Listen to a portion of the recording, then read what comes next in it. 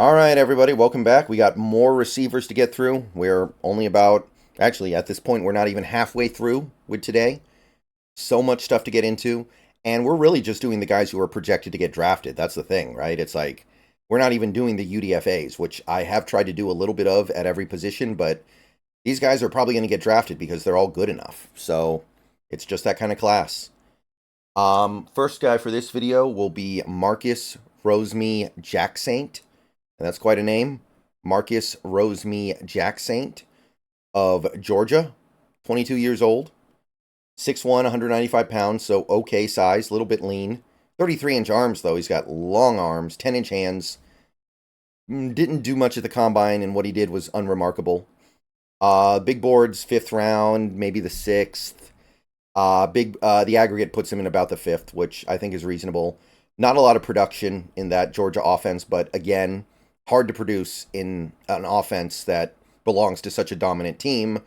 They've got backups in by the third quarter a lot. They run the ball a lot.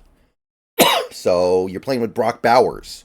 You're just not going to produce that much. So, like, 63 catches over the last 2 years. And we're going to have to kind of extrapolate that out a little bit. He's got 0 drops, by the way. He's, over the last 2 years, made 63 catches with 0 drops on PFF. So that should get your attention in a very positive way. Long arms make him stand out. That's going to really help with the catch radius. That's going to really help him with the high pointing.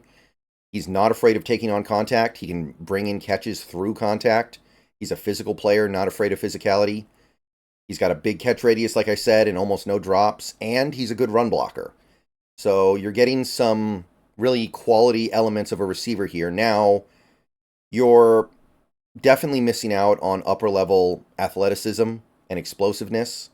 And you're also missing out on the ability to beat press. So even though he's got the long arms, he doesn't necessarily have all the advantages that long arms are supposed to bring. So you hope that's something that can get better in the coming years. And he's not going to reliably get open. He doesn't have the ability to reliably get open. He's just not athletic enough for it.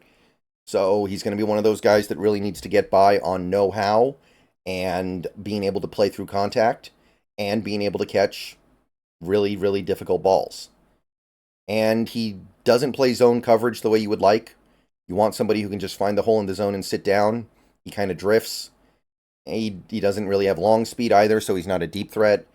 So Marcus Roseme Jacksaint is certainly flawed, but I'm inclined to believe there's a place in the world for a receiver that almost never drops anything. And this guy has 0 drops over his last 63 catches. I'm going to pay attention to that. So he's going to find his way in the NFL as something. He doesn't have the firepower to be a star or even really a starter, probably, but there's a valuable player in here and somebody who will probably find a very obnoxious role on a team as somebody who consistently comes through as a high leverage target because he makes a play on every ball that comes to him and his hands are great. So I'd put a 5th round pick on him. I can't go higher because I know there's low upside here. I can already tell this guy's not going to be probably never even really a starting caliber player. Maybe he would be like a starter on a really bad receiver core or a really bad team, but there's something here that will hopefully end up on a good team where he can actually help. Okay, this next guy's tough because he played for such a small school. It's really hard to actually find tape. So I'm working with very little here. I'm going to work with what I have. I'm going to look at what I've been able to piece together, but straight up, it's not much. Ryan Flournoy. Ryan Flournoy of Southeast Missouri State. 24 years old. He's got good size. 6'1", 202 pounds. 31 and 5/8 inch arms. 10 and 1/8 inch hands. So the measurements are good. The testing was really good. Good 40. Decent 10-yard split. The vert and the broad were massive. He's very explosive. And he cranked out 19 bench press reps, which is great for a receiver. So Ryan Flournoy is definitely going to be a presence in this draft based off his athleticism. Now, a couple big boards have him going undrafted. Walter Football has him in the 4th, which both of those scenarios seem unlikely to me. I don't know why he's up so high on Walter, but they love him. The database has him right inside the top 200. So you're looking at what, about the 6th round for Flournoy? That I could see. Last 2 years, put up numbers, 120 catches for about 1,700, 1,800 yards, 13 touchdowns, 4 drops. So he's got good hands, good drop rate, real good drop rate. So that's the start of the conversation. He's got good hands. He's good with yak, hard to handle after the catch. There's a lot of reports coming out from Southeast Missouri State about how he's a high character individual. Not going to have to worry about any nonsense off the field with this guy. Seems like a good dude. Sells the 9 route really well before breaking in on his routes. So there's the seeds of a good route runner in here. Speedy and explosive. Like, there's an athlete in here that is going to be appealing to the right team. So just based off the testing numbers and a little bit of tape, there's definitely something good here. Now, press will beat him up. Press is a no-go. You press him, he has trouble. His footwork on his routes leaves much to be desired. He doesn't have great footwork. And even though he's relatively fast and relatively quick and explosive, still doesn't build separation on his routes the way you would like. And the only way to get better at that is to just be a better route runner. So Brian Flournoy, he's got some work to do, but there's potential here for him to actually be really good, I think. I look at this combination of hands, athleticism, production, explosiveness, and I just go, there's real upside here. This is meaningful. This guy could be a starter if he harnesses all this. Maybe it's not likely, but it's certainly more likely than with some of these other guys. So I went early 5th, and if I could actually get my hands on some real tape with him and watch him play, and it looks good, I might bump him to like late 4th. I like him, but my like is based off of limited information. Just, there isn't a lot of information out there. There are these guys every year. There's just very little to go off of because they play for tiny schools where you can't find tape. All right, one more guy for this video. USC Trojan. #1 target for Caleb last year, Taj Washington. Taj Washington of USC, 23 years old. Small guy. 5'10", 174. 29 and an eighth arms. 8 and 3/8 inch hands. So he's small all around. He's a slighter guy. Didn't test very well either. Mediocre vert, mediocre broad. So we're not off to a great start.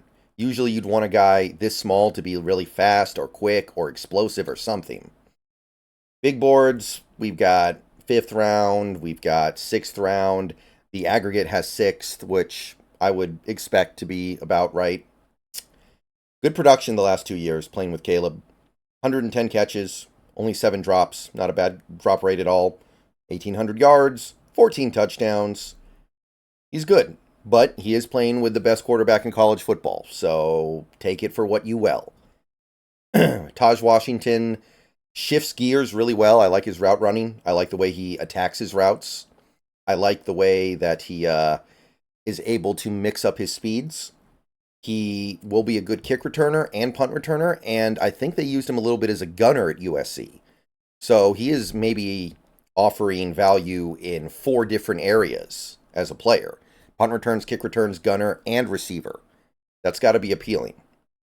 He's not afraid to take big hits. He can play through contact. He can catch through contact. For a smaller guy, he does real well at that. He's had not just these last 2 years of production. I think it's like 4 years of good production for Taj Washington at the college level. And even though he's small, he's a pretty good blocker. So size matters not sometimes, and he can block. He's still small, though. Who knows how long it's going to last? Who knows how much of it he's going to be able to keep up at the NFL level? Physically, he's just not what you want, because it's not like he has over-the-top athleticism to make up for that. Smalls and short arms. Press coverage eats him up. You got to play him in the slot in all likelihood. I can't imagine him having much success on the outside. He's not going to be able to reliably get open because he lacks the explosion, the burst, the acceleration, the speed. He doesn't have those things that allow him to get open easily. And off-target throws are a no-go. He's just too small. He can't make a play. You got to put the ball on him or he's not making the catch. So maximizes what he can get out of his limited physical tools, but I mean, the physical tools are limited, right? Like, there's only so much he can do. And quite frankly, in college, he was playing with an elite quarterback prospect who could do a lot of things to make his life easier, delivering accurate throws, delivering throws into tight coverage that were still on him. But in the NFL, who knows what quarterback you're getting? Can't really see this one until about the 5th round. 5th round seems okay. He's productive enough and brings enough good stuff to the table for 5th round. Maybe starting to bridge into the 6th, but he's probably going to make it just on effort and refinement. I do think he's a relatively refined player. Most of what he struggles with is just stuff that he's physically unable to take care of. All right.